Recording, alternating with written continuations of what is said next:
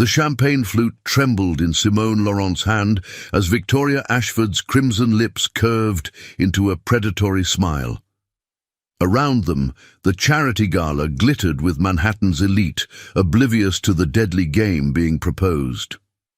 "One night with Alexander Donovan," Victoria whispered, her diamond necklace catching the chandelier light.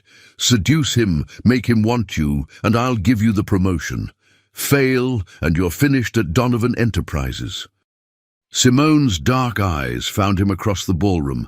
Alexander Donovan, the billionaire CEO who'd built an empire before turning 35, whose ice-blue gaze had never lingered on any woman for more than a moment. He stood alone by the terrace doors, devastatingly handsome in his midnight black tuxedo, radiating the kind of power that made grown men nervous and women desperate. "Why him?" Simone asked, though her racing heart already knew this was a trap. Victoria's smile sharpened. "Because he's impossible, and I want to watch you try." What neither woman knew was that across that crowded room, Alexander Donovan had already noticed Simone Laurent. And Alexander Donovan always got what he wanted. The October wind carried the scent of expensive perfume and ambition through the open terrace doors of the Plaza Hotel's grand ballroom.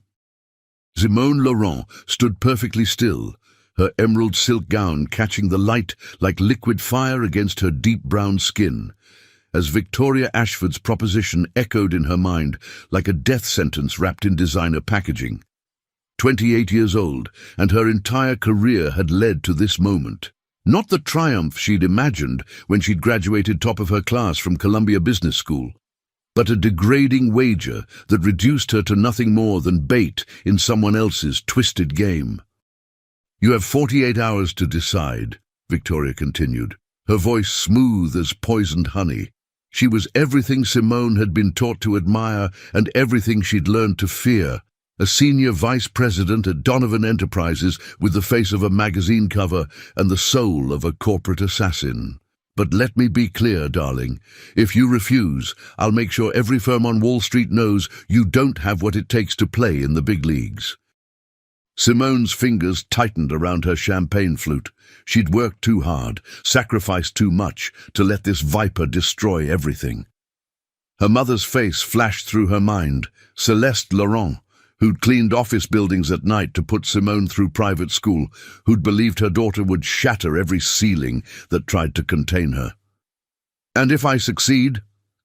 Simone kept her voice level, professional, even as fury burned in her chest. Victoria's laugh was soft, musical, deadly. "Then you get my position when I move to London next quarter. Senior Vice President of Global Acquisitions, the corner office, the 7-figure salary. Everything you've been killing yourself for."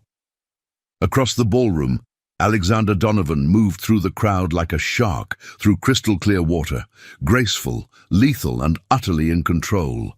At 35, he'd transformed his father's struggling investment firm into a multinational empire worth $40 billion. He was 6 feet 3 inches of controlled power, with dark hair that curled slightly at his collar, ice-blue eyes that missed nothing, and a reputation for being absolutely untouchable. In 3 years at Donovan Enterprises, Simone had never seen him with the same woman twice. She'd watched countless women try to capture his attention, models, actresses, European aristocrats, and fail spectacularly. Alexander Donovan didn't do relationships. He didn't do vulnerable. He barely did human. "He'll destroy me," Simone said quietly, finally voicing the fear that made her pulse race. "Probably."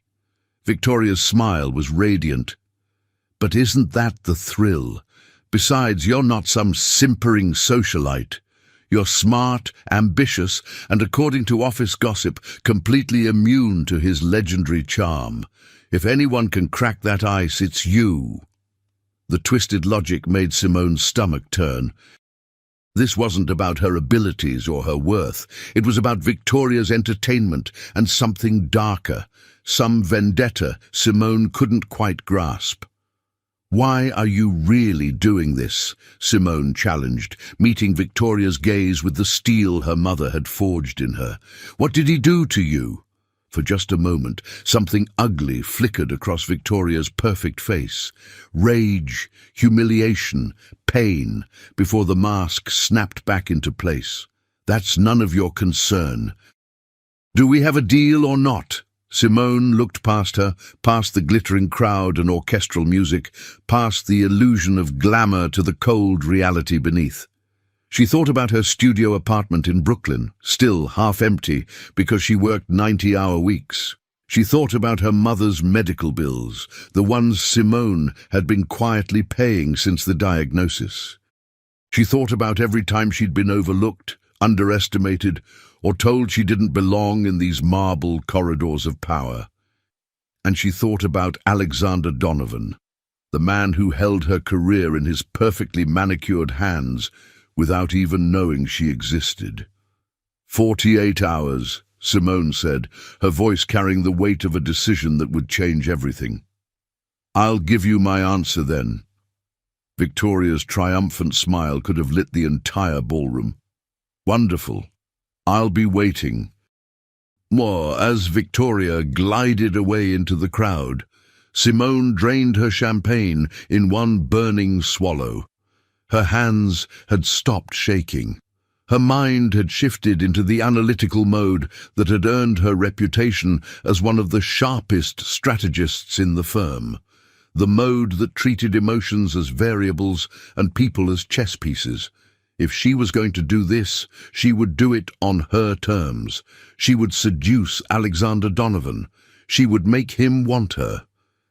And then she would walk away before he could destroy her, the way he'd destroyed every woman foolish enough to think she could thaw his frozen heart. What Simone didn't know, what she couldn't possibly know, was that Alexander Donovan had been watching her for 6 months, that he'd memorized the way she tucked her dark curls behind her ear when she was concentrating, that he'd killed 3 major deals just to extend meetings where she presented. That beneath his legendary control, he'd been waiting for the perfect moment to make his move, and that moment was tonight. Simone felt the weight of his gaze before she saw him. It was a physical thing, a pressure against her skin that made every nerve ending spark to life. She turned slowly, deliberately, and found Alexander Donovan standing 20 feet away, his ice-blue eyes locked on her with an intensity that stole the breath from her lungs. He raised his champagne glass in a subtle salute, one corner of his mouth lifting in something that wasn't quite a smile, but held more danger than any expression she'd ever seen. Then he started walking toward her. Simone's heart hammered against her ribs. Every instinct screamed at her to run, to escape, before she got pulled into waters so deep she'd drown. But she was Celeste Laurent's daughter, and Celeste Laurent hadn't raised a coward. So Simone stood her ground, lifted her chin, and waited for the storm. Alexander stopped 3 feet away, close enough that she could smell his cologne, something dark and expensive that whispered of old money and new danger, close enough that she had to tilt her head back to meet his eyes, close enough that she could see the flecks of silver in that devastating blue gaze. "Simone Laurent," he said, and his voice was like aged whiskey, smooth, intoxicating, and guaranteed to leave her wrecked. "We haven't been properly introduced. I'm Alexander Donovan." She extended her hand with practiced confidence, even though her pulse was racing. "I know who you are, Mr. Donovan. Everyone does."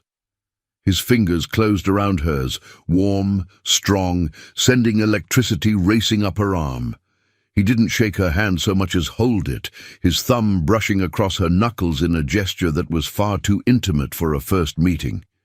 "Please," he murmured, those blue eyes holding her captive. "Call me Alexander, and I apologize for taking so long to introduce myself. I've been watching you work. You're brilliant." The compliment landed like a physical blow. Simone had spent 3 years at Donovan Enterprises being largely invisible to the man who owned it. Now he stood before her, claiming he'd been watching, The timing was too perfect, too suspicious. Had Victoria already spoken to him? Was this entire encounter staged? "Thank you," Simone said carefully, extracting her hand from his with effort. "Though I'm surprised you noticed. The acquisitions department isn't exactly high profile." "Everything in my company is high profile to me," Alexander replied, and the way he said "my company" sent a shiver down her spine. Possessive, absolute. "Especially brilliant strategists who've increased our profit margins by 30% in 2 quarters. He'd been paying attention. Real attention, not the vague awareness of a CEO who skimmed reports. He knew her numbers, her impact, her worth. The realization shifted something in Simone's chest, dangerous and thrilling. "You're well informed," she managed, proud that her voice remained steady. "I make it my business to know everything worth knowing." His gaze traveled over her face with an intensity that felt like a caress. "And you, Simone Laurent, are very much worth knowing." The ballroom seemed to shrink, the noise of the gala fading until there was only his voice, his presence, the magnetic pull between them that defied logic and professional boundaries. This was the moment. The moment where she could walk away, refuse Victoria's sick game, and preserve whatever integrity she had left. Instead, Simone heard herself say, "Then perhaps you should know me better." Alexander's eyes flared with something primal. Hunger, triumph, desire so raw it should have been illegal in a room full of Manhattan's elite. He stepped closer, closing the distance until propriety demanded she back away. She didn't. "Have dinner with me," he said, and it wasn't quite a question. "Tomorrow night, 7 o'clock, I'll send a car." Every rational thought in Simone's head screamed warnings. This was her boss. This was dangerous. This was exactly what Victoria wanted. But beneath the logic, beneath the fear, something wild and reckless whispered that maybe, just maybe, she wanted this too. "I don't usually mix business with pleasure, Alexander," she said, testing his name on her tongue, watching his pupils dilate at the sound. "Neither do I." His smile was devastating, full of dark promise. "Which is why tomorrow night, business doesn't exist. Just you, me, and honesty." Honesty. The word hung between them like a blade, ironic considering the lies already woven into this moment. 7 o'clock, Simone agreed, sealing her fate. Alexander reached out and tucked a curl behind her ear, his fingers lingering against her cheek. The gesture was intimate, possessive, and entirely inappropriate given their positions. It was also the most electric touch Simone had ever experienced. "I'll count every minute," he murmured, then stepped back before she could respond, before she could process the way her body had leaned into his touch like a flower toward sunlight. He walked away into the crowd, leaving Simone standing alone with her racing heart, and the terrible knowledge that Victoria's wager had just become infinitely more complicated. Because Alexander Donovan hadn't needed to be seduced. He'd already decided he wanted her. And men like Alexander Donovan always got what they wanted. Across the ballroom, Victoria Ashford watched the entire exchange with a smile that could have frozen hell itself. She lifted her phone and typed a single message to an unknown number. Phase 1 complete. She took the bait. Now we wait for everything to burn. The black Mercedes pulled up to Simone's Brooklyn brownstone at exactly 6:45. The following evening, 15 minutes early, which told her everything she needed to know about Alexander Donovan's approach to anticipation. He wanted her off balance, aware that he was already thinking about her, already breaking his own carefully constructed rules of propriety. Simone watched from her third-floor window as the driver stepped out, impeccably dressed, holding a single white envelope. Her reflection stared back at her from the glass, a woman in a midnight blue dress that hugged every curve before falling in a waterfall of silk to her ankles. Her natural curls swept into an elegant updo that showcased the graceful line of her neck, gold earrings catching the fading October light. She looked like someone who belonged in Alexander Donovan's world. She felt like an imposter preparing for the performance of her life. Her phone buzzed. Victoria's message was brief, venomous. Remember what's at stake. Make him want you. Make him beg. Then disappear before he realizes you're just another girl who thought she was special. Simone deleted the message without responding. She'd spent the last 24 hours researching Alexander Donovan with the same analytical precision she brought to corporate acquisitions. What she'd discovered had both terrified and fascinated her in equal measure. The man was a fortress. In 15 years of public life, not a single woman had claimed to truly know him. He had no social media presence. His relationships, if they could even be called that, lasted weeks at most and ended without drama, without emotion, without anything resembling human connection. Business publications called him a genius. Psychology journals might have called him something else entirely. And yet yesterday, in that ballroom, she'd seen something flicker behind those ice-blue eyes, something hungry, something real, something that made her wonder if the fortress had cracks after all. The intercom buzzed. Simone took one last breath, grabbed her black cashmere coat and small clutch, and descended the stairs with the measured grace her mother had taught her. Chin up, shoulders back, move like you own every room you enter. The driver opened the envelope as she approached. Inside was a handwritten note on cream-colored cardstock, the penmanship elegant and masculine. Simone, I've thought about you for 273 days. Tonight, I stop pretending I haven't. A. Her breath caught. 273 days. 9 months. He'd been watching her for 9 months, counting every single day, and she'd never known. The driver cleared his throat gently. Mr. Donovan is waiting, Miss Laurent. The Mercedes glided through Brooklyn's evening streets, crossed the bridge into Manhattan, where the city lights began their nightly symphony, and wound through neighborhoods that grew progressively more exclusive until they reached the Upper East Side, old money territory, where discretion was currency and privacy was religion. They stopped in front of a pre-war building that whispered elegance from every limestone detail. No doorman approached. The driver used a private key to unlock an elevator hidden behind an unmarked door. "Penthouse," he said simply. "Mr. Donovan is expecting you." The elevator rose in silence, and Simone watched the numbers climb. 10 floors, 20, 30, 40, until it finally stopped at a floor that didn't have a number at all, just a single letter, P. The doors opened directly into Alexander's home. Simone stepped into a space that stole her breath, floor-to-ceiling windows showcasing Manhattan spread out like a carpet of stars, minimalist furniture in shades of cream and charcoal, original artwork that belonged in museums, and a fireplace where flames danced behind modern glass.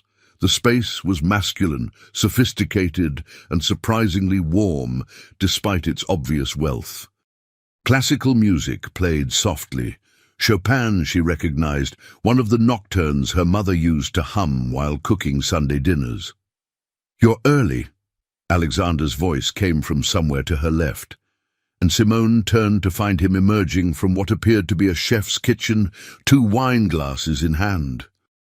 He wore charcoal slacks and a white dress shirt with the sleeves rolled to his elbows. No tie, the top 2 buttons undone. Casual in a way she'd never seen him, devastatingly handsome in a way that made her mouth go dry. "Your driver was early," she countered, proud of how steady her voice sounded. "I told him to be." Alexander crossed the space between them with predatory grace, offering her one of the wine glasses. "I wanted more time with you. Sue me." His honesty was disarming. Simone had prepared for seduction tactics, for power plays, for the calculated charm of a man who'd learned to manipulate. She hadn't prepared for this, for directness that felt almost vulnerable. 273 days, she said, meeting his gaze as she accepted the wine. That's very specific. I remember exactly when I first saw you. He gestured toward the windows, inviting her to walk with him. It was January 14th. You were presenting the Castellano acquisition strategy to the board.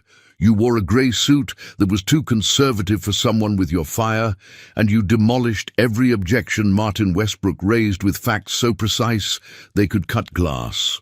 Simone remembered that meeting. It had been her first major presentation to the executive board, and Westbrook, the CFO, had tried to tear her strategy apart.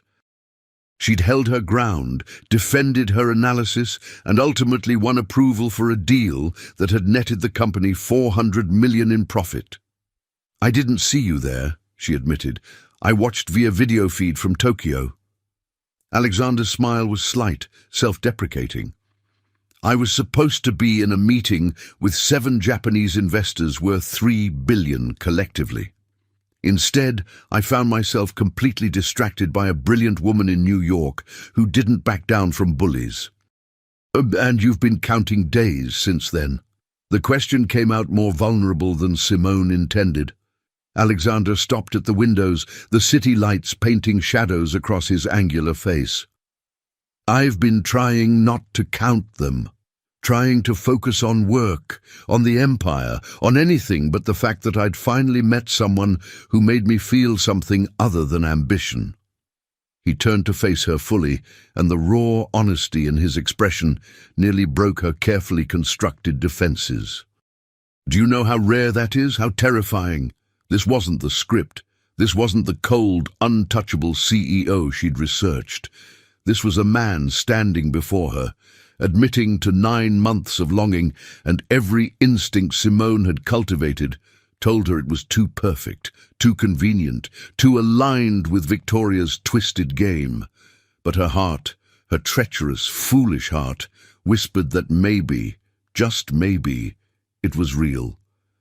Why now? She asked, needing to understand. Why last night? Why not any of those 273 days before? Alexander's jaw tightened. Because I saw Victoria Ashford talking to you. Because I recognized the look on her face. The same look she had 3 years ago when she tried to manipulate me into a relationship I didn't want. Because I realized if I didn't make my move, she'd find some way to use you in whatever sick game she's playing. Ice flooded Simone's veins. He knew. Somehow, impossibly, he knew about Victoria's wager.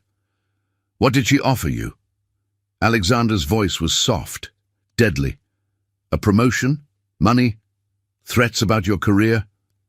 Simone's hand trembled, wine sloshing dangerously close to the rim of her glass. She could lie, maintain the charade, play the game Victoria had designed, or she could do something far more dangerous. She could tell the truth. All of the above, she heard herself say. She told me to seduce you. Said if I succeeded, I'd get her position when she moves to London. If I refused or failed, she'd destroy my career. The silence that followed was deafening. Simone waited for rage, for dismissal, for the cold fury of a man who'd just discovered he was being played. Instead, Alexander laughed, a genuine, rich sound that transformed his entire face. That manipulative witch. She really thought she could orchestrate this? You're not angry? Simone was reeling, her careful strategies crumbling. Angry? Alexander set down his wineglass and stepped closer. Close enough that she could see the silver flecks in his blue eyes, could feel the heat radiating from his body. Simone, I'm relieved. I've spent 9 months convinced I was losing my mind, obsessing over a woman who worked 3 floors below me, inventing reasons to read reports from your department, memorizing the sound of your voice in meetings. And now I discover you're here because of Victoria's game. His hand came up, fingers gentle as they traced her jawline. That means there's a chance, however small, that some part of you might actually want to be here too. I don't know what I want, Simone whispered, and it was the truest thing she'd said in days. Then let me show you. Alexander's thumb brushed across her lower lip, and electricity sparked through her entire body. No games, no strategies. No Victoria, no promotion, no company politics, just you and me figuring out if this thing between us is real or if we're both just desperate for something genuine in a world built on transactions. And if it's real? Simone's voice was barely audible. Then we deal with that when it happens. His forehead rested against hers, their breath mingling in the small space between them. But tonight, can we just be? Every rational thought in Simone's head screamed warnings. This was her boss. This violated every professional boundary. Victoria would use this against her. Her career was at stake. Her heart was at stake. Everything she'd worked for hung in the balance. But standing there in Alexander Donovan's penthouse, his touch gentle on her face, his honesty raw in the air between them, Simone made a choice that had nothing to do with strategy and everything to do with the wild, reckless part of her that her mother had always said would either save her or destroy her. Yes, she breathed, tonight we just be. Alexander's kiss was nothing like she'd imagined. She'd expected dominance, control, the calculated passion of a man who'd mastered every aspect of his life. Instead, his lips met hers with a tenderness that shattered her completely, gentle, questioning, achingly vulnerable.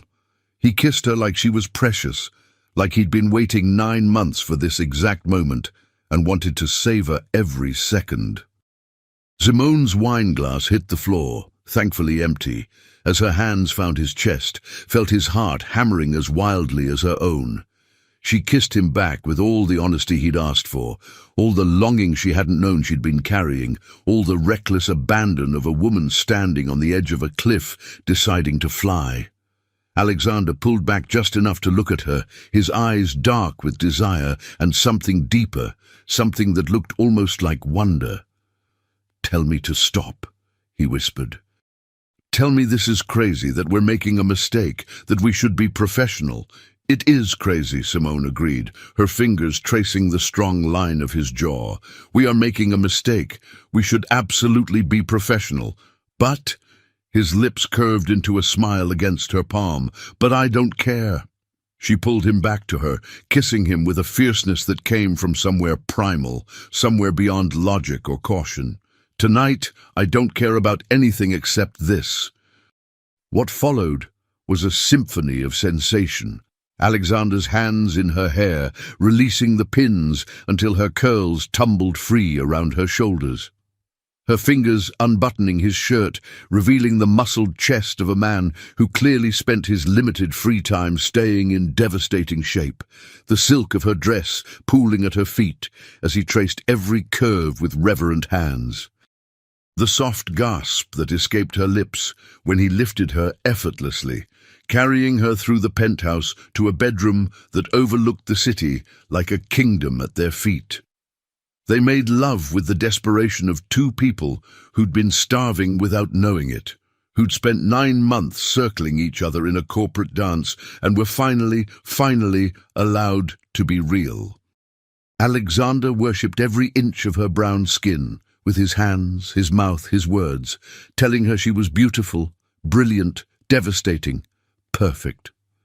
Simone discovered that beneath the ice-blue gaze and legendary control was a man capable of raw passion, of vulnerability, of whispering her name like a prayer against her skin.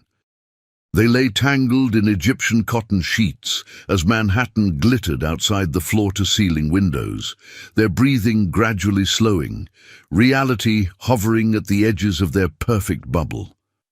"I've never brought anyone here," Alexander said quietly, his fingers tracing lazy patterns on her shoulder. "This penthouse has been my sanctuary for 7 years. No one from the company, no dates, no one." Simone propped herself up on one elbow, studying his face in the dim light. "Why me? Because you're the first person who's made me want to break my own rules." His hand cupped her cheek, thumb brushing across her lips. "Because when I'm with you, I remember there's supposed to be more to life than quarterly earnings and hostile takeovers. Because you make me feel human." The words should have made her heart soar. Instead, they landed like lead weights in her stomach. Because this was real, devastatingly, terrifyingly real, and she'd walked into it under false pretenses. Victoria's game might have brought them together, but what had happened tonight transcended manipulation. This was genuine, and that made everything infinitely more complicated. "Alexander," she started, not knowing how to voice the turmoil inside her. "I know," he interrupted gently. "You're thinking about work, about Victoria, about all the ways this complicates everything." "I'm thinking about it too. But Simone, I need you to hear me. I don't care. Whatever consequences come, whatever price we pay, tonight was worth it." He was offering her everything she'd told herself she didn't want. A relationship with her boss, a scandal waiting to happen, a beautiful disaster. And the truly terrifying part was how badly she wanted to say yes, to stay in this bed, in this moment, in this man's arms, and pretend the outside world didn't exist. But Simone was Celeste Laurent's daughter, and Celeste Laurent had taught her that some prices were too high to pay, that some sacrifices asked too much of the soul. "I need to use your bathroom," she said instead, buying herself time to think. Alexander kissed her forehead, a gesture so tender it made her chest ache. "Through that door. Take your time." Simone gathered the sheet around herself and padded across the hardwood floor to a bathroom that was larger than her entire studio apartment. Marble counters, a rain shower that could fit 6 people, heated floors beneath her bare feet. She caught her reflection in the mirror and barely recognized the woman staring back, lips swollen from kisses, eyes bright with pleasure and panic, hair wild around her shoulders. Her phone sat in her clutch on the counter. 17 missed messages from Victoria, each one more demanding than the last. "Where are you? Did you go through with it? Answer me now. Remember what you stand to lose. One night, make him obsessed, then leave." The last message had arrived 10 minutes ago. "Don't make the mistake of thinking you're special. Make him want you, then disappear before he destroys you like he destroys everything else. It's the only way you win." Simone stared at those words until they blurred. Make him want you. She'd done that far too well, far too genuinely, and now she stood at a crossroads that would define the rest of her life. She could go back to that bedroom, curl into Alexander's arms, and see where this impossible thing between them led. She could risk her career, her heart, her carefully constructed armor for the chance at something real with a man who'd just admitted he'd been counting days until he could touch her. Or she could do what Victoria demanded. She could leave now, while Alexander slept, while the night still held its magic. She could disappear and let him believe this had been a beautiful dream, sparing them both the inevitable destruction that came when fantasy collided with corporate reality. The choice should have been simple. But as Simone looked at her reflection, really looked, she saw her mother's eyes staring back, heard Celeste's voice from 1,000 Sunday mornings. "Baby girl, the world will always try to make you choose between your dignity and your dreams. The trick is finding the strength to demand both," except Celeste had never faced a choice like this. She'd never had to choose between a career she'd bled for and a connection that felt like coming home. She'd never stood in a billionaire's bathroom at midnight, caught between ambition and desire, knowing that any choice she made would cost her something precious. Simone's hands shook as she reached for her phone. She typed a message to Victoria with tears streaming down her face. "It's done. He wants me. I'm leaving now. We never speak of this again." Then she deleted every message, every trace of Victoria's manipulation from her phone. She dressed in the bathroom, her midnight blue dress whispering against her skin like a ghost. She took one last look at herself in the mirror, memorizing this moment, this woman who dared to fly too close to the sun. The bedroom was dark when she emerged. Alexander lay sleeping, one arm stretched across the sheets where she'd been, his face peaceful in a way she suspected was rare. He looked younger like this, vulnerable, almost innocent. Nothing like the ruthless CEO who'd built an empire. Simone forced herself to walk to the nightstand. Her hands trembled as she pulled out the hotel notepad and pen, because of course Alexander Donovan had a notepad in his bedroom, always prepared for midnight inspiration. She wrote 3 words, then stopped. Wrote 5 more, then crossed them out. How did you explain the unexplainable? How did you say goodbye to something that had barely begun, but already felt essential? In the end, she wrote the only truth that mattered. Tonight was real. I'm sorry. S. She placed the note where he'd find it, then did the hardest thing she'd ever done. She walked away from Alexander Donovan's bedroom, through the penthouse that had witnessed their perfect night, into the private elevator that would carry her back to reality. The doors closed on his sanctuary, on his sleeping form, on the possibility of something beautiful. And Simone Laurent disappeared into the Manhattan night, leaving behind only the ghost of her perfume and a note that would haunt Alexander Donovan for months to come. What she didn't see was Alexander's eyes opening the moment the elevator doors closed.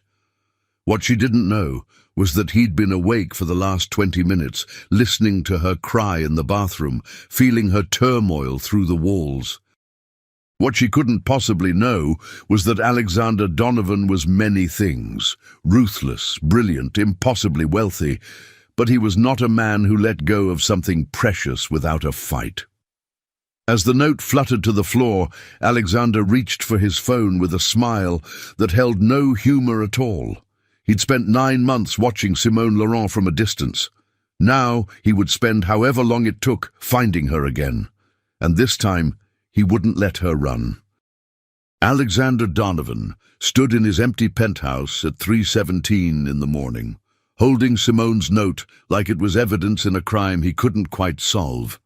The city sprawled beneath him, 8 million people going about their lives, oblivious to the fact that his entire world had just shifted on its axis. Tonight was real. I'm sorry. 7 words. 7 words that confirmed everything and explained nothing. He'd built a $40 billion empire by understanding patterns, by predicting human behavior, by staying 3 moves ahead of everyone else. But Simone Laurent had just done something no one had ever done before. She'd walked away from Alexander Donovan after a night that had shattered every defense he'd spent 35 years building. His phone buzzed.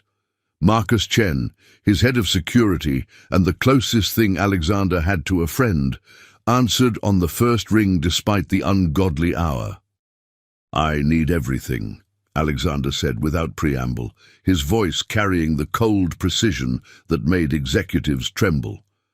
Simone Laurent, where she went, who she called, what she's planning. And I need to know why Victoria Ashford has sent her 43 text messages in the last 6 hours. There was a pause. Alex, it's 3 in the morning. Are you... I'm paying you 7 figures a year to not ask if I'm okay. Alexander's fingers tightened on the note. I'm paying you to get me information, so get it. I'll have a preliminary report in 2 hours. You have one. Alexander ended the call and turned back to the windows, his reflection ghosting over Manhattan's lights, a man who looked perfectly composed while everything inside him was spinning out of control. He'd known she would run. The moment he'd felt her tension in the bathroom, heard the hitch in her breathing through the door. He'd known.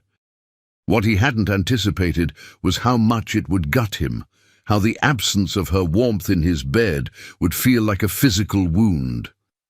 Alexander Donovan didn't do emotions. He'd learned at 12 years old, standing over his father's casket while lawyers circled like vultures. That sentiment was a liability. He'd learned at 25, when his first serious girlfriend had tried to sell stories to tabloids. That trust was a weapon people used against you. He'd learned at 30, after building an empire from his father's ashes, that isolation was the only reliable fortress. But then Simone Laurent had walked into a board meeting in a too conservative grey suit, had demolished Martin Westbrook's condescension with facts like scalpels, and Alexander had felt something crack in the ice around his heart. 9 months. 273 days of telling himself it was just attraction, just fascination, just the appeal of someone brilliant who didn't fall at his feet. 9 months of lying to himself. And then one perfect night had proven what he'd been running from, that Simone Laurent was the most dangerous thing that had ever happened to him. Not because she wanted something from him, but because she made him want things he'd sworn he'd never need. Things like honesty, connection, love. The word hung in his mind like a grenade with the pin pulled. Love. Alexander Donovan didn't love. He acquired, he dominated, he controlled. Love was for people who had the luxury of vulnerability, and he'd given up that luxury the day he'd inherited a failing company and a reputation to rebuild. But if what he felt wasn't love, then what the hell was this ache in his chest? This fury that someone, Victoria, he was certain, had manipulated Simone into his bed? This absolute certainty that he'd found something irreplaceable and let it slip through his fingers?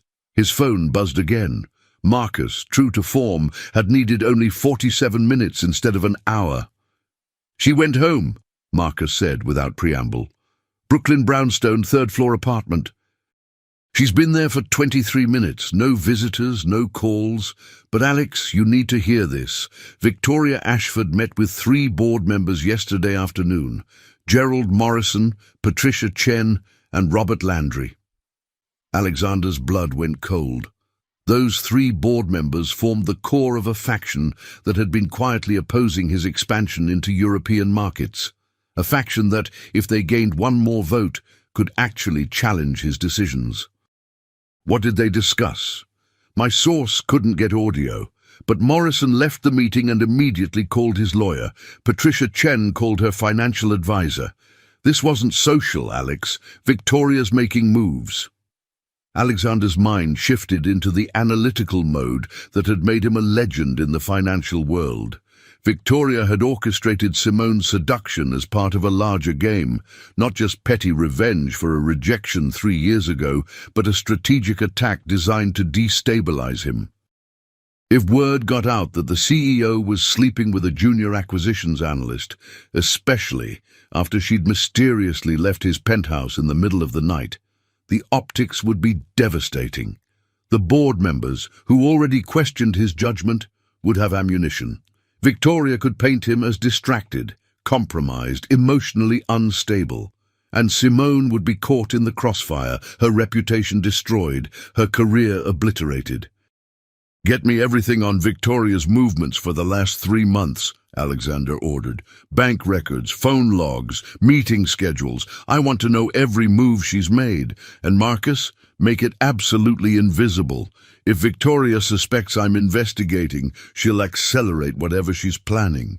"Already on it. But Alex, about Simone Laurent?" "Don't." The word came out sharper than Alexander intended. "Don't tell me to let her go. Don't tell me it's complicated. Don't tell me I'm making this personal. I was going to say she's remarkable." Marcus's voice was gentle, the tone he reserved for moments when Alexander needed a friend more than an employee. "I pulled her file, graduated top of her class from Columbia, grew up in Brooklyn, single mother who worked 3 jobs. She's earned everything she has, and from what I can see, she's never once compromised her integrity.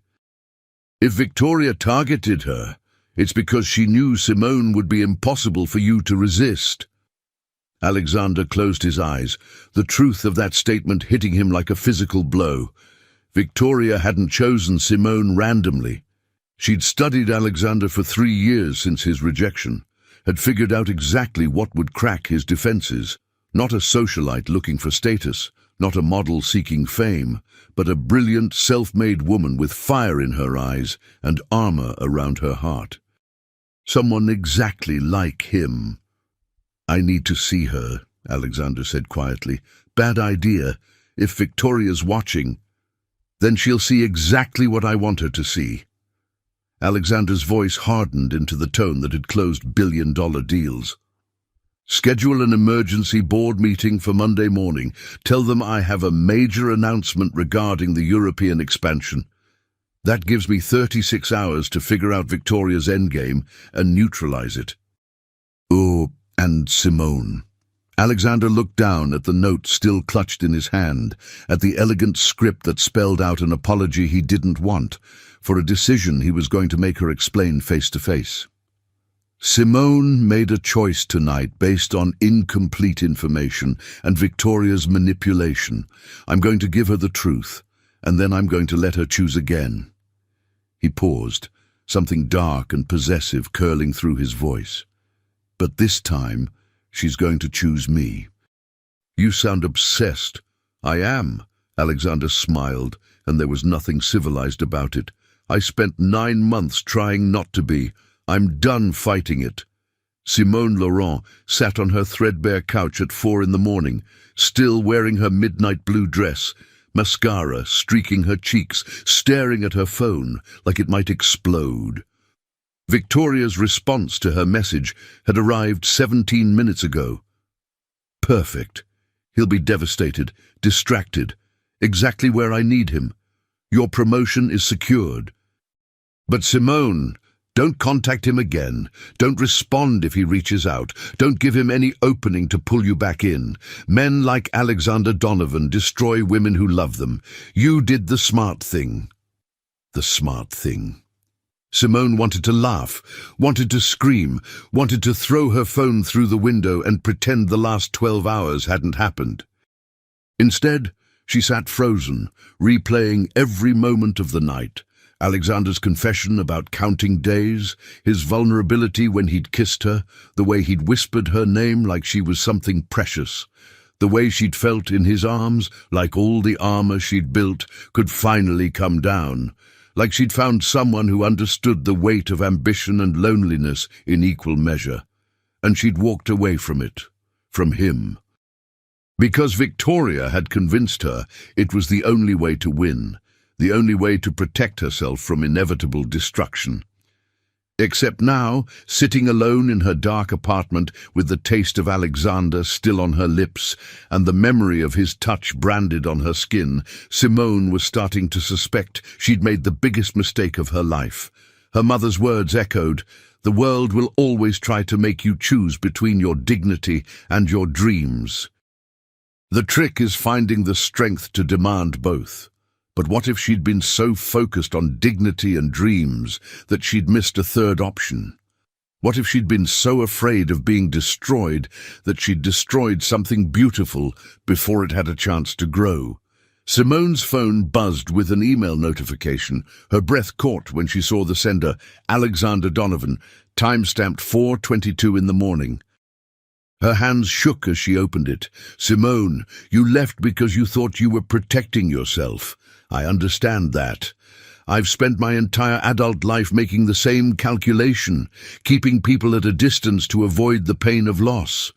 But here's what I learned tonight. Some things are worth the risk. You said what we had was real. You're right. It was the most real thing I've felt in 15 years. And I'm not going to let fear, yours or mine, destroy it before we've even figured out what it could become. I know Victoria manipulated you. I know she's using this as part of some larger game against me. I know that coming to my penthouse tonight probably felt like a choice between your career and your integrity. So let me be clear, your career is not in jeopardy. Victoria doesn't have the power she thinks she has.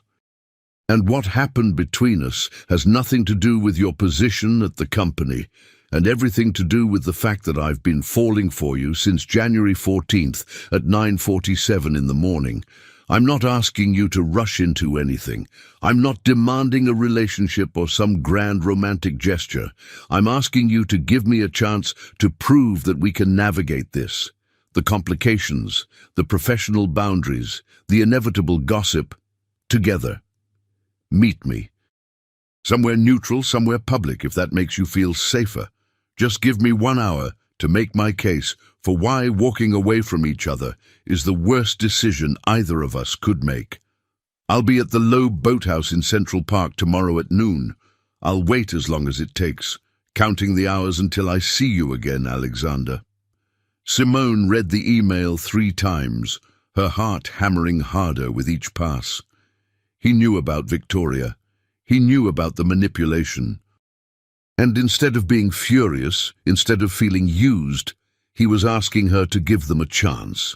I've been falling for you since January 14th at 9:47 in the morning. That was the exact time her presentation to the board had ended, the exact moment she'd gathered her papers with shaking hands, adrenaline still coursing through her veins from holding her own against Martin Westbrook's attacks. Alexander had been watching from Tokyo, and he'd marked the precise minute he'd started falling. A sob broke from Simone's throat, half laugh, half cry, all confusion and longing and terror. She'd spent her entire life building walls, protecting herself, choosing ambition over vulnerability, because vulnerability got you hurt, got you destroyed, got you abandoned in a cold apartment at 4 in the morning, wondering if you'd just thrown away your one chance at something extraordinary. But here was Alexander Donovan, the man who supposedly destroyed everyone who got close, asking for nothing except 1 hour of her time. Promising her career was safe, admitting he was falling for her, offering her exactly what her mother had always said to demand, both dignity and dreams. Simone's phone buzzed again. Another message from Victoria. I hope you're not thinking of responding to him. Remember what's at stake. Remember what men like him do to women like us. Stay strong. Stay smart. Stay away. For the first time since this nightmare began, Simone felt clarity cut through her confusion like a blade. Victoria wasn't protecting her. Victoria was manipulating her, had been manipulating her from the start. Every warning about Alexander, every threat about her career, every poisonous word had been designed to keep Simone isolated, afraid, and under Victoria's control. Because a woman who believed she had to choose between love and success would always be vulnerable to someone offering to make that choice for her. But Simone wasn't that woman. She was Celeste Laurent's daughter, and Celeste Laurent had taught her to fight for what she wanted with intelligence, grace, and the absolute refusal to let anyone, man or woman, tell her what she deserved. She typed a response to Alexander, her hands steady for the first time in hours. Noon. I'll be there. But Alexander, I need you to understand something. I don't need you to save my career. I don't need you to fight my battles. What I need is honesty, partnership, and the space to figure out if what we felt tonight can survive in the daylight. If you can give me that, then we have something to talk about. S. She hit send before she could second-guess herself, then blocked Victoria's number without hesitation. Whatever happened next, it would be on Simone's terms. No more games, no more manipulation, no more choosing between pieces of herself. She would meet Alexander Donovan at noon, and together they would figure out if obsession could transform into something real, something lasting, something worth every complicated consequence. As dawn broke over Brooklyn, Simone finally allowed herself to hope. Victoria Ashford stood in her Fifth Avenue apartment, champagne in hand, staring at her phone with a smile that could have frozen blood. Phase 2 of her plan was already in motion. By Monday morning, the board members she'd cultivated would be ready to move, and when they did, Alexander Donovan would be too distracted by his broken heart and damaged reputation to see the coup coming. She raised her glass to the Manhattan skyline, toasting her inevitable victory. What Victoria didn't know, what she couldn't possibly know, was that Alexander Donovan had spent 3 years preparing for exactly this kind of attack. That Marcus Chen's invisible investigation had already uncovered her offshore accounts and secret meetings, that the trap she thought she was setting was about to snap shut around her own throat, and that the woman she'd tried to use as a pawn, Simone Laurent, was far more dangerous than Victoria had ever imagined. Because while Victoria had been playing checkers, Simone and Alexander were about to start playing chess, and in chess, pawns could become queens. The Loeb boathouse sat like a jewel on the edge of Central Park Lake, its glass windows reflecting the October sun and the amber leaves that danced across the water. Simone arrived at 11:45, 15 minutes early, wearing a camel-colored cashmere sweater and dark jeans, deliberately casual, deliberately herself, no armor of designer dresses or corporate polish. If Alexander wanted honesty, he would get the real Simone Laurent, not the version Victoria had tried to mold or the corporate persona she wore to survive in his world. She chose a table on the outdoor terrace, despite the autumn chill, because she needed air, needed space, needed to see the sky above her instead of feeling trapped indoors with the weight of this conversation. Families floated past in rental boats, joggers circled the reservoir, street musicians played somewhere in the distance, normal people living normal lives, completely unaware that Simone's entire future hung in the balance of the next hour. "You're early," Alexander's voice came from behind her, warm with something that sounded like relief. Simone turned and felt her breath catch. He wore dark jeans and a charcoal sweater, aviator sunglasses pushed up into his hair, looking less like a billionaire CEO and more like a man who belonged in this park, in this moment, in this achingly normal scene. The dark circles under his eyes told her he'd slept as poorly as she had. "So are you," she replied, proud of how steady her voice sounded despite her racing heart. Alexander pulled out the chair across from her, but didn't sit immediately. Instead, he studied her face with an intensity that felt like a physical touch. "You came. I wasn't sure you would." "I almost didn't." Simone met his gaze directly, refusing to hide behind pleasantries. "I spent 3 hours this morning convincing myself that this was a mistake, that we should both walk away before things get more complicated." "What changed your mind?" Alexander sat slowly, his movements careful, as if approaching something wild that might bolt. "My mother." Simone smiled despite the gravity of the moment. She always told me that the biggest regrets in life aren't the risks you take, they're the chances you're too afraid to grab. And walking away from you last night, from what we had, that felt like the kind of cowardice she didn't raise me to accept. Something fierce and tender flashed across Alexander's face. "Tell me about her, your mother." The question surprised Simone. She'd expected him to dive straight into Victoria's manipulation, the board politics, the strategic complications. Instead, he wanted to know about Celeste Laurent. "She's a force of nature," Simone said softly, the present tense deliberate despite the diagnosis.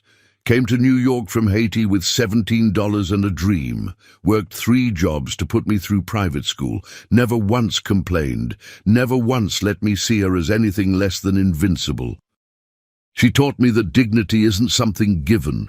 It's something you carry in yourself, regardless of how the world tries to strip it away." "She sounds remarkable." Alexander's voice held genuine respect. "And she's the reason you're so strong, so unwilling to compromise yourself even when it would be easier." "She's dying," Simone heard herself say, the words escaping before she could stop them. "Pancreatic cancer, stage 4. The doctors give her maybe 18 months, probably less." Alexander's hand shot across the table, covering hers with a warmth that made tears prick her eyes. "Simone, I'm so sorry. That's why Victoria's offer was so tempting." The confession tumbled out, all the truth Simone had been holding back. The promotion, the salary increase, it would mean better care for my mother, experimental treatments we can't afford now, the ability to spend more time with her instead of working 90-hour weeks. When Victoria dangled that in front of me, when she made it seem like seducing you was the only path forward, Simone's voice cracked. "I'm not proud of what I agreed to, but I need you to understand, it wasn't about ambition or status. It was about buying my mother more time." Alexander was silent for a long moment, his thumb tracing circles on her hand. When he finally spoke, his voice was rough with emotion. "Do you know what I see when I look at you, Simone? I see someone who's been fighting alone for so long that she's forgotten what it's like to have someone in her corner, someone who's so used to carrying everything by herself that accepting help feels like weakness." "Help isn't free," Simone said quietly. "There's always a price." "You're right, there is." Alexander leaned forward, his blue eyes intense. "The price is vulnerability, trust. Letting someone see the parts of yourself you keep hidden because you're afraid they'll be used against you. That's the price, Simone. Not money, not obligation, not your dignity or your soul. Just the courage to let someone else carry part of the weight." Tears spilled down Simone's cheeks before she could stop them. "I don't know how to do that. I've been alone for so long." "So have I." Alexander moved his chair closer, close enough that his knee pressed against hers, close enough that she could feel his warmth through the autumn chill. "I've spent 15 years building walls, convincing myself that isolation was strength. And then you walked into a board meeting and demolished my defenses without even trying. Do you want to know the real reason I've been counting days?" Simone nodded, unable to speak past the lump in her throat. "Because, for the first time since my father died, I felt hopeful. Not about a deal or an acquisition or quarterly profits. Hopeful about the possibility that maybe, just maybe, there was someone in this world who could understand what it's like to be driven and lonely in equal measure. Someone who wouldn't want me for my money or my power, but who might actually see me." His hand came up to cradle her face, wiping away her tears with gentle thumbs. "And last night proved I was right. You do see me, Simone, and I see you. Everything else, Victoria, the company, the complications, we can handle together." "Together," Simone repeated, testing the word on her tongue. "I'm not used to together." "Neither am I." Alexander's smile was crooked, vulnerable. "We'll figure it out as we go, make mistakes, probably argue about boundaries and professional ethics. Definitely scandalize the entire executive floor. But we'll do it together, and that will make all the difference." Simone wanted to believe him. God, she wanted to believe that this could work, that they could navigate the impossible intersection of personal and professional without everything exploding. But the practical part of her brain, the part that had kept her alive and successful in a world designed to crush women like her, demanded answers. "What about Victoria?" she asked. "She's not going to just disappear because we decided to give this a chance. She's planning something, Alexander." I could see it in her eyes when she made her offer. This wasn't just about humiliating you, it was strategic. Alexander's expression hardened, the CEO sliding back into place. "You're absolutely right. Victoria's been cultivating 3 board members, Morrison, Patricia Chen, and Landry. They've been quietly opposing my European expansion, and if they can recruit one more vote, they have the power to challenge my decisions. And if word gets out that you're sleeping with a junior analyst, they can paint you as compromised, distracted, making decisions based on emotion instead of logic." Simone's mind was already 3 steps ahead, seeing the chessboard Victoria had laid out. "They'll call for a vote of no confidence. Exactly. Alexander looked impressed. You see the game as clearly as I do. The what? So what's our move? Simone asked, and the word our felt revolutionary, felt like stepping off a cliff and discovering she could fly. Alexander's smile turned predatory. We flip the board.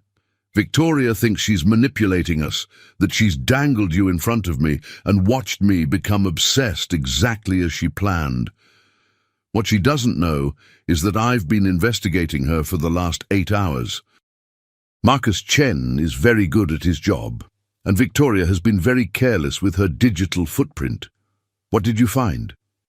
Offshore accounts in the Caymans, $2 million transferred from Morrison's private holdings 3 weeks ago.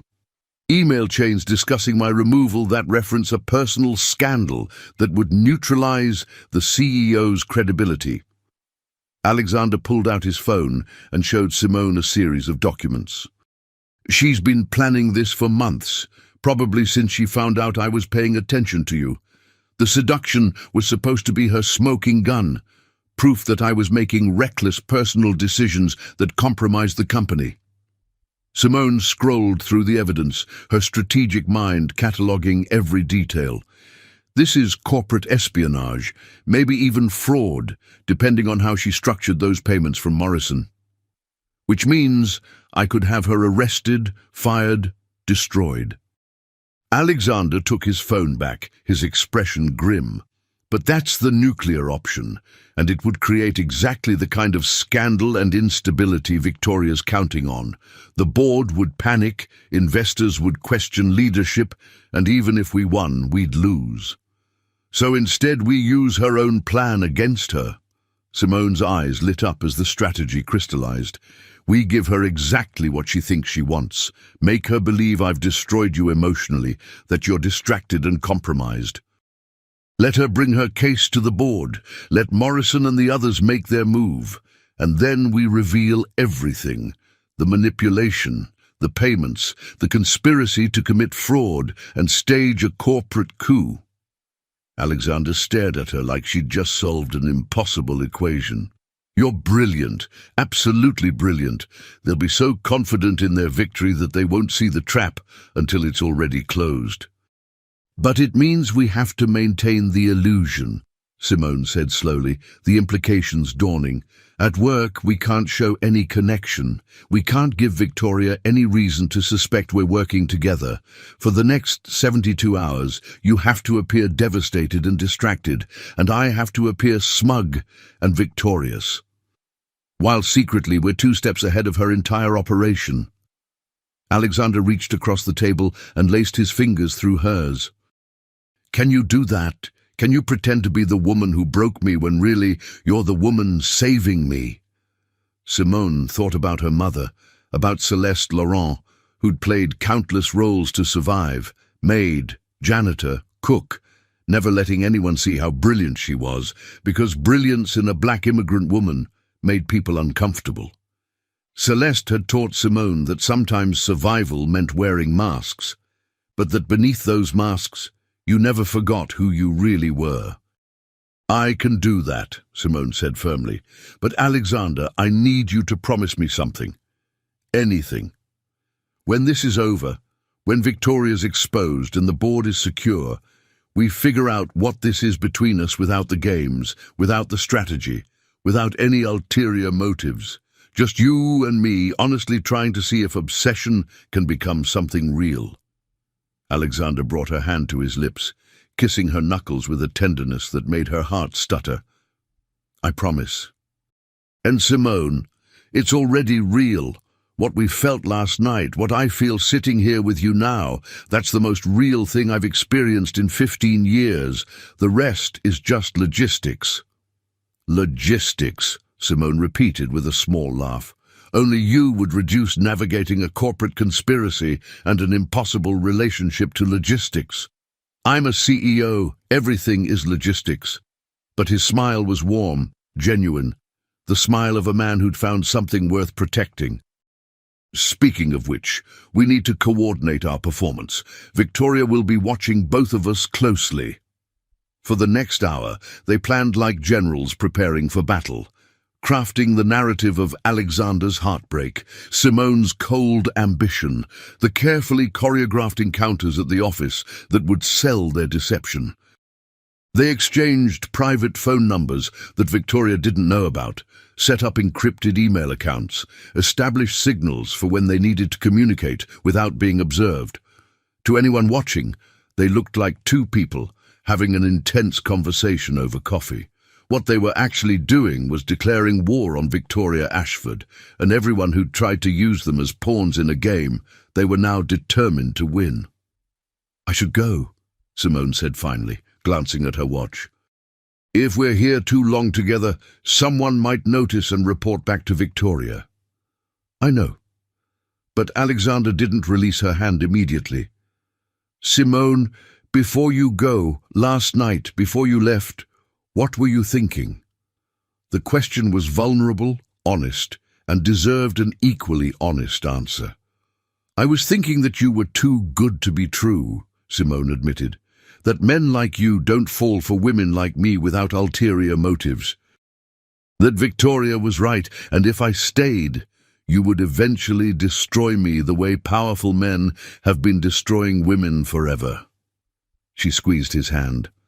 "I was thinking I was protecting myself. What I didn't realize was that sometimes protection is just another word for cowardice." "You're not a coward," Alexander's voice was fierce. "You're the bravest person I've ever met.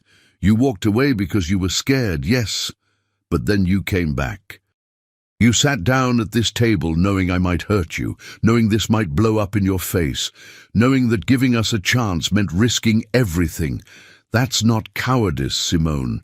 That's courage." She wanted to kiss him, wanted to throw strategy and caution aside and press her lips to his right, there on the boathouse terrace in full view of joggers and families and anyone who might be watching. But that wasn't the plan. That wasn't the game they'd agreed to play.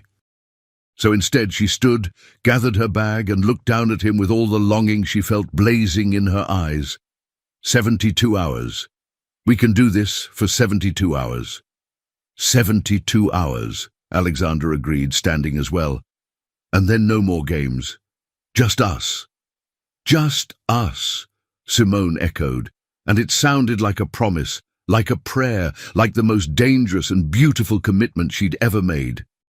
She walked away from the boathouse without looking back, aware that Alexander watched her every step, aware that somewhere in this city Victoria was watching too, believing she'd already won. What Victoria didn't know, what she couldn't possibly anticipate, was that she'd made a fatal mistake when she'd chosen Simone Laurent as her pawn. Because Simone Laurent wasn't anyone's pawn. She was a queen in the making, and she was done playing by anyone's rules but her own. Monday morning arrived with the weight of destiny. Simone walked into Donovan Enterprises at 8 sharp, wearing a crimson suit that her mother had bought her for graduation, armor and battle flag all at once. The color choice was deliberate. Red for power, red for confidence, red for a woman who knew exactly what she was worth. Heads turned as she crossed the lobby. Whispers followed her into the elevator. By the time she reached the acquisitions department on the 32nd floor, the entire floor had heard the rumors. Simone Laurent had been seen leaving Alexander Donovan's building at 3 a.m. 2 nights ago. Simone Laurent had seduced the CEO. Simone Laurent was either about to be promoted to the executive floor or fired for gross professional misconduct, depending on who you asked. "Simone," Victoria's voice cut through the whispers like a blade. "My office, now." Simone turned to find Victoria standing in her doorway, immaculate in winter white, her smile sharp enough to draw blood. But there was something else in her expression. Triumph, anticipation, the look of a predator about to devour her prey.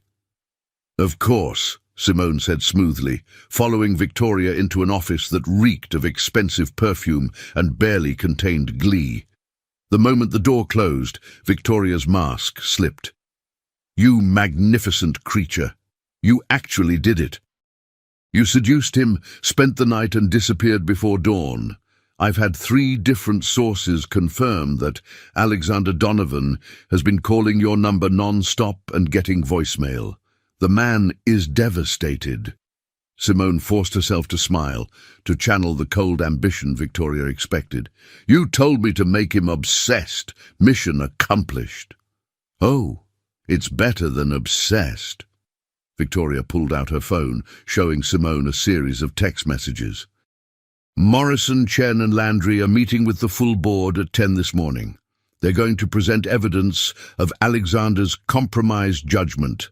Anonymous reports of his distraction, his emotional instability, his inappropriate relationship with a subordinate. And when the board demands an explanation, Alexander Donovan will have no choice but to admit he's been involved with you." Ice flooded Simone's veins, but she kept her expression neutral. And then they vote on whether his personal conduct has compromised his ability to lead the company. Morrison has the votes to force a temporary leave of absence while they conduct a formal review. In that time, I move into his position as interim CEO. Victoria's smile was triumphant. "By the time the review concludes, which will take months, I'll have consolidated enough power that Alexander's return will be impossible." "Clever," Simone said, because Victoria expected admiration. "What about me?" "You, my dear, are going to be made Senior Vice President of Global Acquisitions, effective immediately, a promotion so dramatic and so coincidentally timed that it will fuel even more speculation about Alexander's judgment. You'll be living proof that he made reckless decisions based on personal entanglement." Victoria leaned forward. "And then, after a respectful interval, you'll quietly resign with a generous severance package. Everyone wins. Except Alexander. Except the company he'd built. Except the hundreds of employees who depended on leadership that wasn't driven by vengeance and personal vendetta." "When do I get the promotion?" Simone asked, playing her role perfectly. "The moment the board votes. You'll receive the official paperwork by noon." Victoria's expression softened into something that might have passed for genuine warmth in another woman. "I'm proud of you, Simone. I know this wasn't easy. But you played the game perfectly, and now you're about to reap the rewards. Women like us have to be ruthless to survive in this world. We can't afford the luxury of sentiment. Women like us." The phrase made Simone's stomach turn. She was nothing like Victoria Ashford, nothing like a woman who built her empire on the destruction of others, who manipulated and schemed and poisoned everything she touched. But she smiled anyway. "Thank you, Victoria, for the opportunity. Don't thank me yet." Victoria checked her watch. "The board meeting starts in 90 minutes. I suggest you stay close to your desk and look appropriately professional. When this goes down, there will be questions, and you need to appear completely uninvolved. Just an innocent analyst who had no idea her night with the CEO would trigger a corporate crisis." "Understood," Simone said, and she meant it, just not in the way Victoria thought. She left Victoria's office and made her way to her cubicle, aware of dozens of eyes tracking her every movement. Her phone buzzed with a text from an unknown number, the encrypted line she'd set up with Alexander. "Morrison just called an emergency board meeting. It's happening. Are you ready?" Simone's fingers flew across the screen. "Victoria just confirmed everything. She thinks she's won. Let her. The higher she flies, the harder she'll fall." His response was immediate. 72 hours is now 90 minutes. After that, no more games. "No more games," Simone confirmed, then deleted the entire conversation. She sat at her desk, pulled up the Castellano acquisition files she'd been working on, and forced herself to appear calm, professional, completely unaware that in 90 minutes the entire trajectory of Donovan Enterprises would shift. Around her, the office buzzed with speculation and gossip. No one noticed when Marcus Chen stepped off the elevator at 9:15, carrying a briefcase full of evidence that would destroy Victoria's carefully constructed house of cards. No one saw him slip into the conference room where the board was gathering, where Morrison, Chen and Landry sat with smug expressions, confident in their imminent victory. And no one, absolutely no one, suspected that Simone Laurent and Alexander Donovan had spent the last 72 hours playing a game Victoria couldn't possibly win. Because while Victoria had been playing checkers, they'd been playing chess. And in chess, sometimes the queen and king needed to work together to deliver checkmate. At 9:58, Alexander Donovan walked into the boardroom wearing a charcoal suit that cost more than most people's cars, his expression cold enough to freeze fire. He looked every inch the ruthless CEO who'd built a $40 billion empire, powerful, controlled, absolutely lethal. He also looked like a man who'd been wounded, who carried heartbreak beneath his expensive armor. Victoria, watching from the executive floor via the security cameras she thought no one knew about, smiled. Her revenge was about to be complete. What she didn't see was Marcus Chen handing Alexander a tablet loaded with 8 months of evidence. What she didn't hear was Alexander's opening statement. "Ladies and gentlemen of the board, before we begin, I need to inform you of a credible threat to this company's integrity. In the last 72 hours, my security team has uncovered evidence of fraud, conspiracy, and attempted corporate espionage. I believe you'll find the following information very illuminating. And what Victoria absolutely didn't anticipate was that when Alexander Donovan went to war, he didn't just win. He annihilated.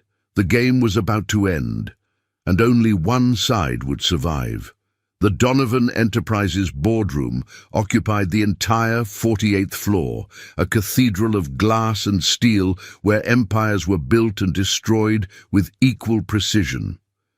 12 board members sat around a table worth more than most houses, their faces reflecting varying degrees of anticipation, confusion, and, in the case of Morrison, Patricia, Chen and Landry, barely concealed triumph. Alexander stood at the head of the table, the Manhattan skyline spreading behind him like a kingdom he'd conquered through brilliance and ruthless determination. He looked every inch the warrior king, composed, dangerous, absolutely in control. Only Marcus Chen, standing quietly in the corner with his tablet and briefcase full of evidence, could see the slight tension in Alexander's jaw, the tell that betrayed how much this moment cost him. "Thank you all for gathering on such short notice," Alexander began, his voice carrying the authority that had made him a legend by 35. "I know Morrison called this meeting to discuss concerns about my leadership. Before we address those concerns, however, I need to present information that fundamentally changes the nature of our conversation. Gerald Morrison, 63 years old, silver-haired, arrogant with the confidence of old money, leaned back in his leather chair with a smile that didn't reach his eyes. "Alexander, if this is about the European expansion again, it's not." Alexander's interruption was surgical. "This is about fraud, conspiracy to commit corporate espionage, and an attempt to stage a coup using manufactured scandal as justification. Marcus, if you would." The room fell into shocked silence as Marcus activated the wall-mounted screens. Documents appeared, bank records, email chains, photographs, text message logs, each one damning, each one meticulously verified and legally obtained. 8 months ago, Alexander continued, his voice cold as winter, Victoria Ashford began cultivating relationships with 3 board members, Morrison, Patricia Chen, and Robert Landry. These weren't social connections. They were strategic alliances built on mutual interest in removing me from my position as CEO. "That's absurd," Morrison started, but Alexander cut him off with a look that could have shattered diamonds. "In the last 3 months, Morrison transferred $2 million to an offshore account in Victoria's name. Patricia Chen provided confidential board information about upcoming votes and strategic decisions. Robert Landry offered his shares in a proxy agreement that would give Victoria effective control if I were removed. Alexander advanced the presentation, each new slide twisting the knife deeper. These aren't allegations. These are facts, documented and verified by 3 independent legal teams. Patricia Chen, normally composed, brilliant, one of the few board members Alexander actually respected, had gone pale. "Alexander, I can explain." "I'm sure you can, but let's hear Victoria's explanation first, shall we?" Alexander pressed a button on his phone. "Victoria, would you join us in the boardroom? I believe your presence is required." 3 floors below, Victoria Ashford watched her computer screen with growing horror as the evidence she'd thought was safely hidden appeared in devastating clarity. Her hands shook as she tried to process what she was seeing, tried to understand how Alexander had uncovered months of careful planning in 72 hours. And then she saw it. A single email thread she'd deleted weeks ago, now resurrected and displayed for 12 board members to examine.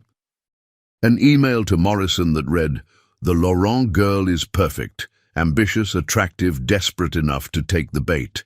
I'll dangle the promotion, she'll seduce Alexander, and when she disappears, he'll be too devastated to see us coming. Men like him think they're invincible until a woman breaks their heart." Victoria's blood turned to ice. The email was dated 3 weeks ago, before she'd ever approached Simone, before the charity gala, before any of this had begun. It was proof of premeditation, proof of conspiracy, proof that would destroy her completely.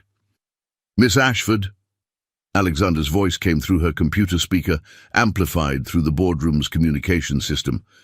"We're waiting." She had 2 choices: refuse and confirm her guilt, or walk into that boardroom and try to salvage something from the wreckage. Victoria Ashford hadn't built her career by backing down from fights, even ones she was destined to lose. She stood, smoothed her white suit and made the long walk to the executive elevators with her head held high. If she was going down, she would do it with dignity. The boardroom door opened.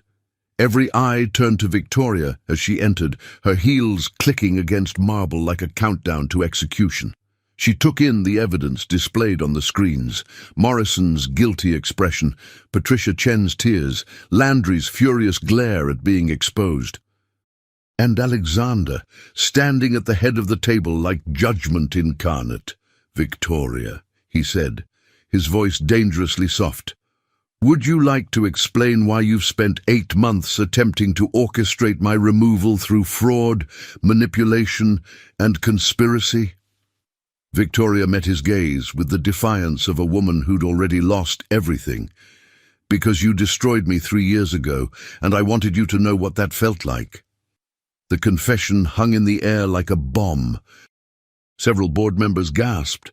Morrison looked like he might be sick, but Alexander's expression didn't change. He'd known, had suspected from the beginning that this was personal. "I destroyed you," Alexander repeated, his tone carefully neutral. "By declining to have a relationship with you after 2 dates, by being honest that I wasn't interested in anything romantic, that destroyed you?" "You humiliated me." Victoria's control finally cracked, rage and pain flooding through. "Do you know what it's like to be rejected by Alexander Donovan? To have every woman in this company whisper that you weren't good enough, weren't special enough, weren't worth the great CEO's time? I was laughed at, pitied, treated like I'd failed some test I didn't even know I was taking. So you decided to destroy my company in revenge." Alexander's voice held no sympathy.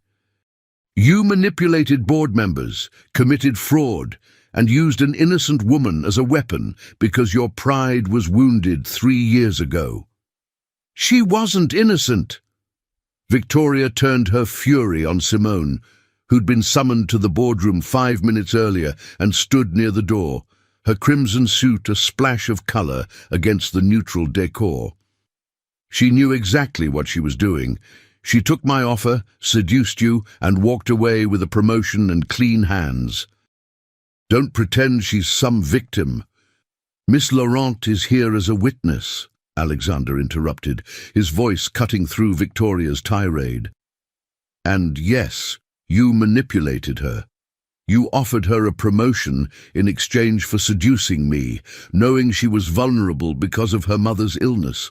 You preyed on her desperation, her ambition, her fear that refusing you would end her career. That's not conspiracy. That's predation. Victoria's laugh was bitter, and she fell for it. So who's really the fool here? You are. The voice came from Simone, steady and strong, carrying the steel her mother had forged in her. She stepped forward, meeting Victoria's gaze without flinching. Because you assumed I was like you. You assumed I would use people, manipulate them, treat relationships as transactions, to be won or lost. You assumed I would seduce Alexander and feel nothing, walk away and feel nothing, watch your revenge play out and feel nothing. Simone moved to stand beside Alexander, not behind him, not in front of him, but beside him, equal and united.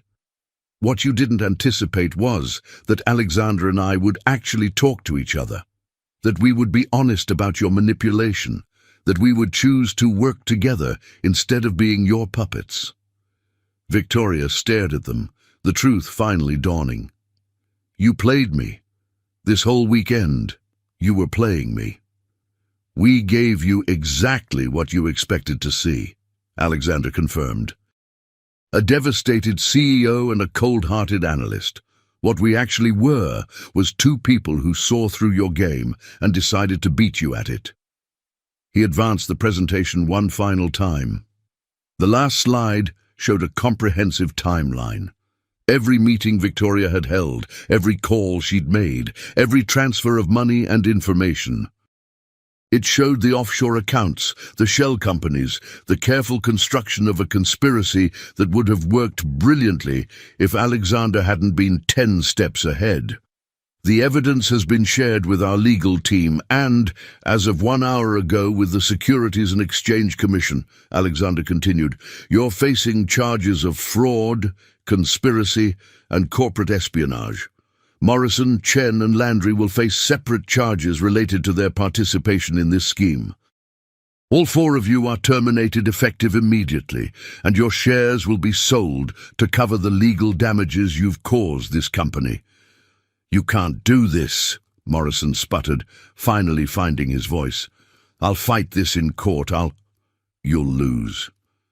Alexander's smile was colder than Victoria had ever seen.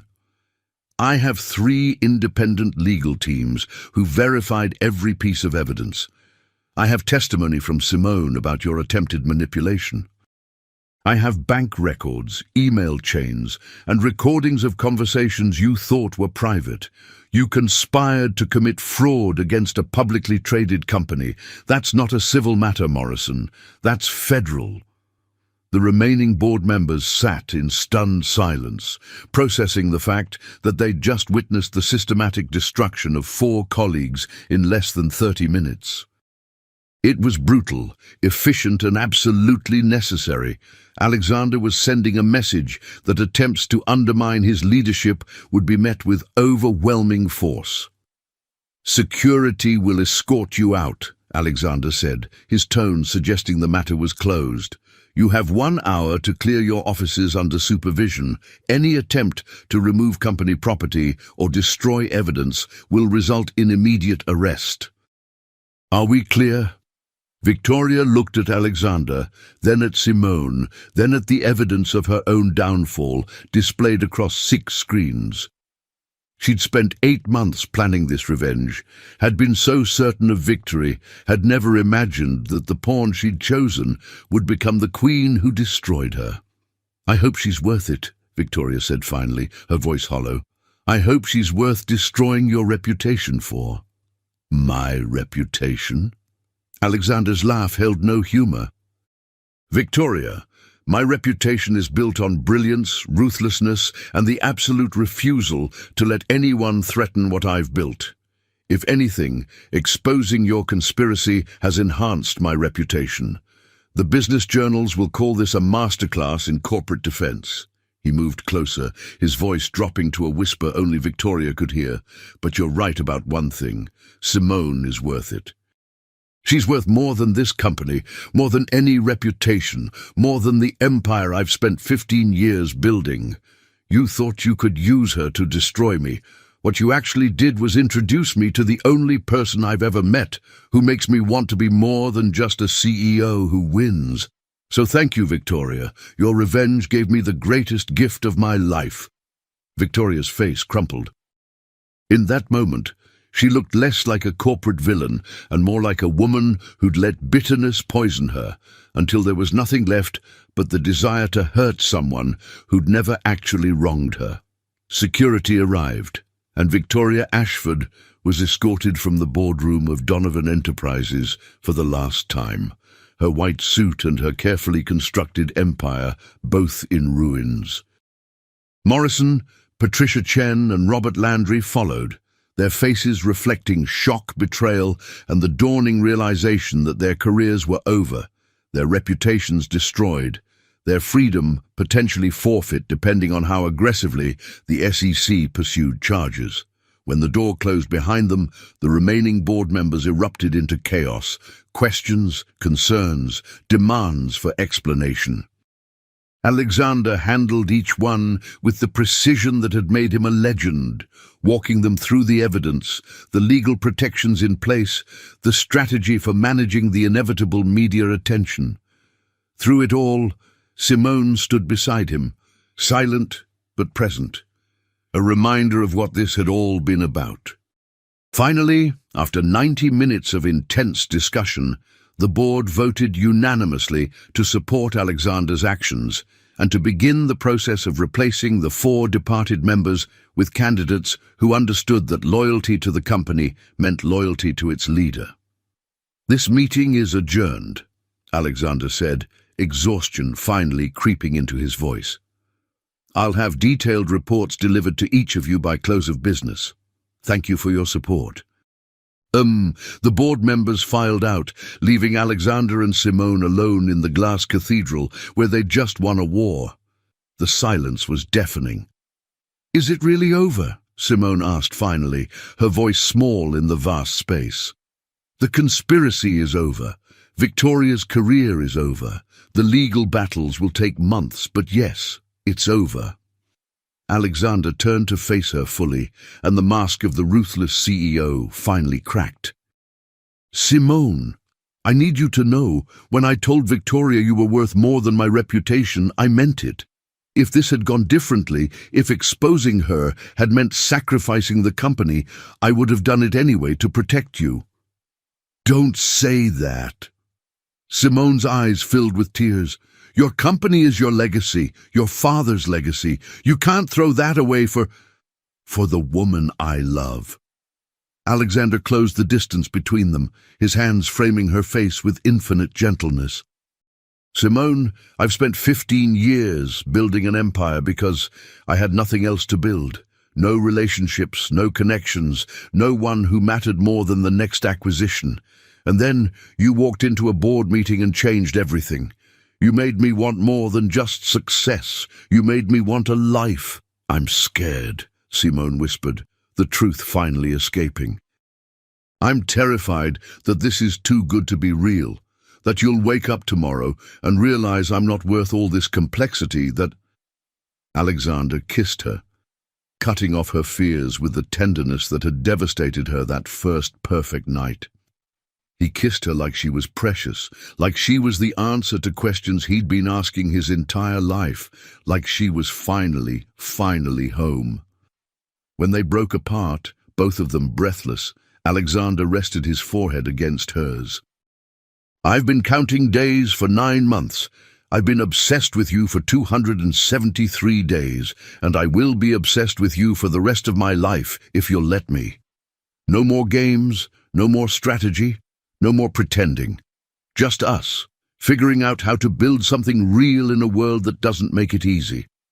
Just us, Simone agreed, and it felt like a vow, like a promise, like the beginning of something terrifying and beautiful. "There's one more thing," Alexander said, pulling back slightly. "Your promotion. Victoria offered it as part of her manipulation, but Simone, you earned it 10 times over. Your work on the Castellano acquisition alone justified a senior position. So I'm officially offering you Senior Vice President of Global Acquisitions, not because of what happened between us, but because you're the most brilliant strategist I've seen in a decade. If you want it." Simone studied his face, looking for any hint of obligation or guilt. All she saw was respect, admiration, and the absolute sincerity that had drawn her to him from the beginning. "I want it," she said firmly, "but I also want clear boundaries. At work, you're my CEO and I'm your SVP. We maintain professionalism, we don't let our relationship affect business decisions, and we make damn sure no one can ever accuse either of us of impropriety." "Agreed." "And outside of work?" Simone's smile was the first genuine, unguarded expression she'd worn in days. "Outside of work, you're the man who counted days until he could kiss me, and I'm the woman who's done running from the best thing that's ever happened to her." Alexander pulled her close, wrapping her in arms that felt like safety and passion and home all at once. They stood in the empty boardroom, Manhattan spreading beneath them, the worst behind them, and an impossible future ahead. "Your mother," Alexander said quietly, "tell me about her treatment options, the experimental programs, the specialists, whatever she needs, whatever it costs." "Alexander, I can't let you. You're not letting me do anything. I'm choosing to help because the woman I love is carrying a burden that's too heavy for one person, and I refuse to stand by and watch you struggle alone." His voice was fierce, protective. "Please, Simone, let me help. Let me be the partner your mother taught you to demand." Tears streamed down Simone's face, but for the first time in months, they weren't tears of despair. "She's going to love you. She's going to take one look at you and know exactly why I fell so hard." "I'm counting on it." Alexander kissed her forehead, her cheeks, her lips, gentle promises of a future they would build together. "Now let's get out of this building. I've been CEOing for 12 hours straight, and I desperately need to take you somewhere normal and unglamorous and prove that I can be a regular person who eats pizza and watches terrible movies." Simone laughed, the sound bright and free. "You've never eaten pizza in your life? Then it's time I learned." Alexander laced his fingers through hers, and together they walked out of the boardroom, past the executive offices where Victoria's name was already being removed from the door, into the elevator that would carry them down to the street level where real life waited.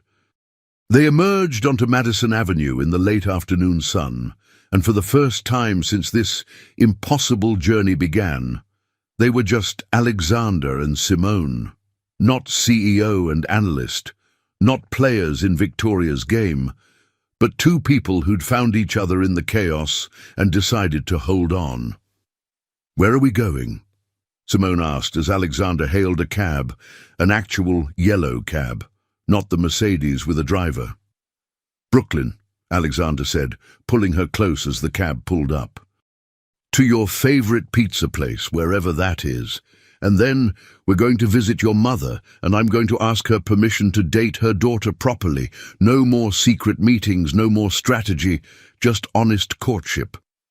"She's going to say yes," Simone warned, "and then she's going to interrogate you for 3 hours about your intentions." "Good." Alexander's smile was brilliant, transforming his entire face from austere CEO to man in love.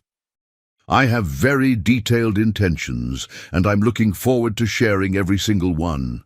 The cab merged into traffic, carrying them away from the glass towers and corporate warfare, toward Brooklyn and pizza and a tiny apartment where Celeste Laurent was about to meet the man who'd turned her daughter's world upside down in the best possible way. 6 months later, the villa overlooking Lake Como sat like a Renaissance painting, honey-colored stone, terracotta roof tiles, gardens that tumbled down to the water in cascades of bougainvillea and roses. It was obscenely beautiful, impossibly romantic, and exactly where Simone had needed to be. She stood on the terrace in the golden hour before sunset, watching Alexander swim lazy laps in the infinity pool that seemed to merge with the lake beyond.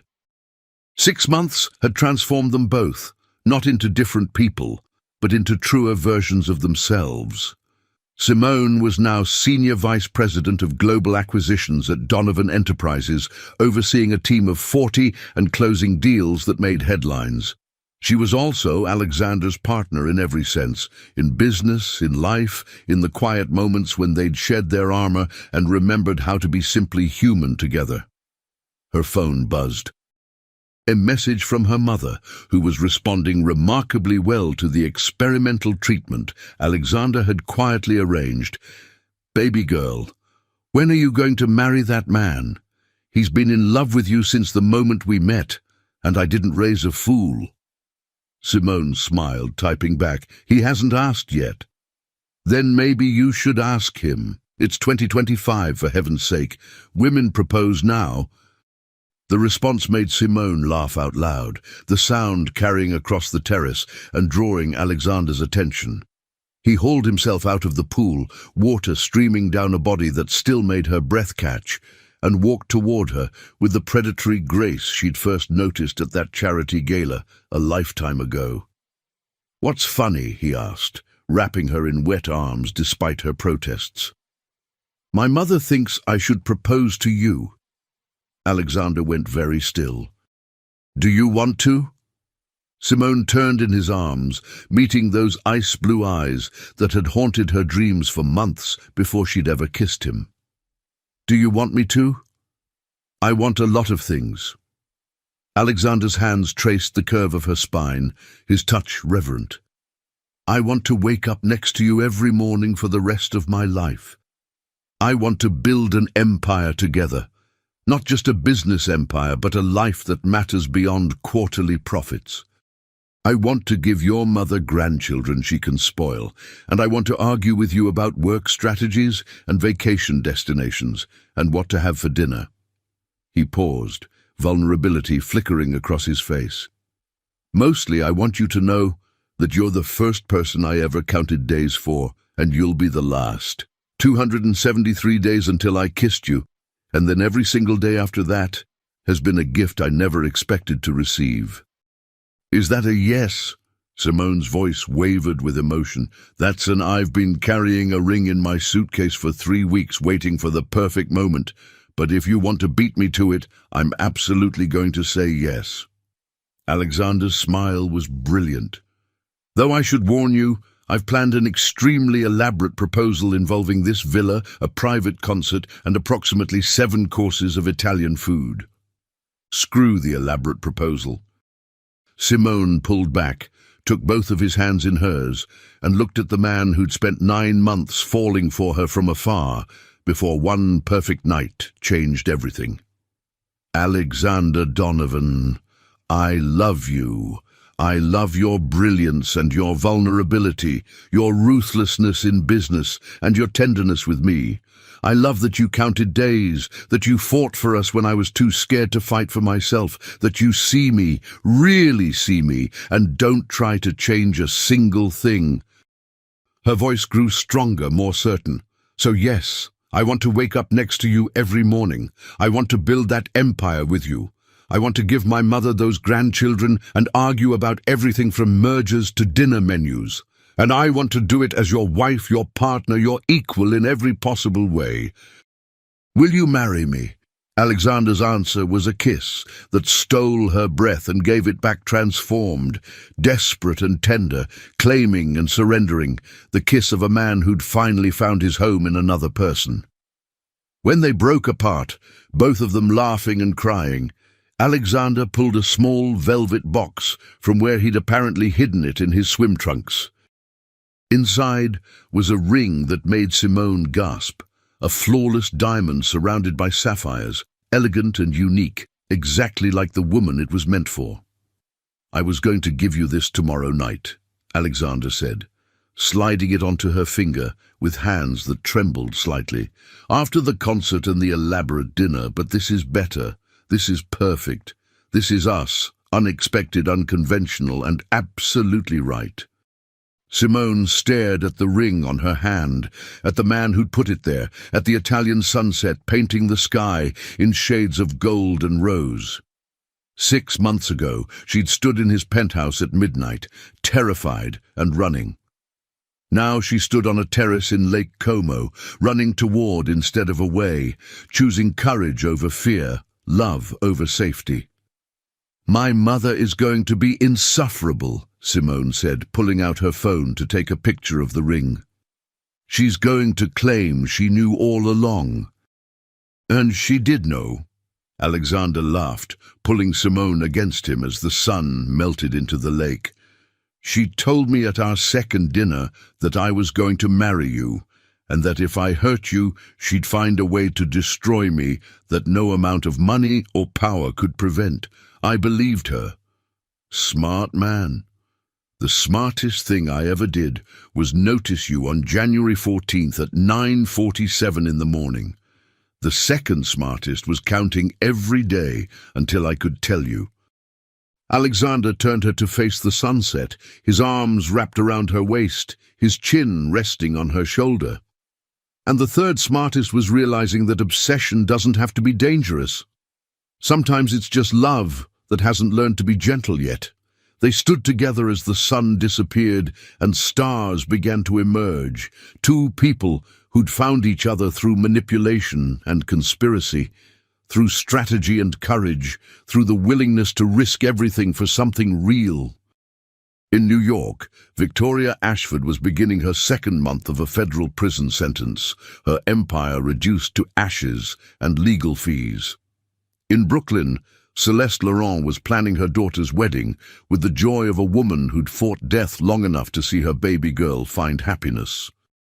In corporate boardrooms across Manhattan, people whispered about Alexander Donovan and Simone Laurent, some with admiration, some with envy, all acknowledging that they'd just witnessed one of the great modern love stories. But on a terrace in Lake Como, Alexander and Simone didn't care about any of that. They cared about the life they were building together, the future spread before them like the Italian countryside, full of possibilities and challenges, and the absolute certainty that whatever came next, they would face it together. "I love you," Simone whispered as the first stars appeared. "I love you more," Alexander countered, pressing a kiss to her temple. "And I'm going to spend the rest of my life proving it." Challenge accepted. And as the night descended over Lake Como, as the villa lit up like a jewel against the darkening sky, two people who'd started as CEO and analyst, become co-conspirators, transformed into partners, and finally settled into something deeper than all of that. They became home to each other. The challenge had been to seduce the boss. The reality had been falling in love with the one person who understood what it meant to be brilliant, lonely, ambitious, and terrified in equal measure. And in the end, the greatest risk they'd taken wasn't professional or strategic.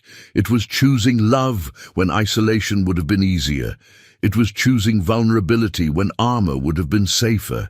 It was choosing each other again and again in a world that didn't make it easy. But then again, nothing worth having ever was.